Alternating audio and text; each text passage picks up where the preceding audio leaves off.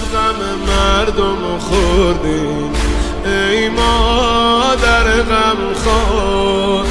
شده حرفت ورد زبونا، الجا صمت دار. دلم از این میسوزه تو مدینه، یکی نمیگه چه غصه ای داریم. تو که شب تا سحر واسه مردم، تو دعاهات چیزی کم نمیذاری. جوری فتنه شده که تو حتی میون خوبام یاری نداری. نگرانم من واسه این زخما، نگرانم چون خونی نفسات. مظلوم مادر، بیکس مادر، میدوید تو کوچه یه نفس مادر. نفسش حیدر حیدر حیدر حیدر حیدر حیدر.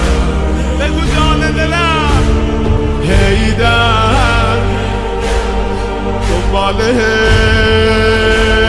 حیدر میدوی، از سینه اش خود میزده.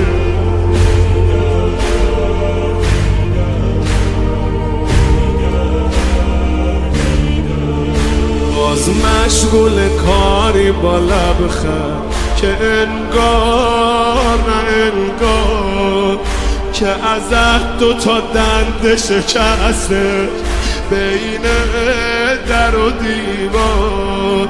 چرا برات نگران نباشم که نفست گاهی بر نمیگرده. الهی مادر برات بمیرم که تموم نفسات پر درده. اون دستای مهربونت دیگه موهامونو شونه نکرده. چی شده پهلو کبوده بازود، چه ورم داره گوشه ابرود. ای جان مادر، بیکس مادر، چی شده پهلو کبوده بازود، چه برم داره گوشه ابرود. ای جان مادر،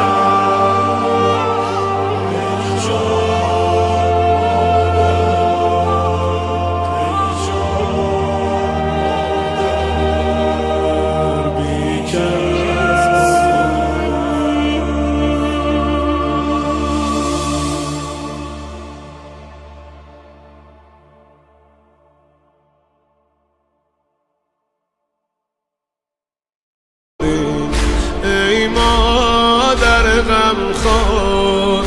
شده حرفت ورد زبونا، الجا صمت دار.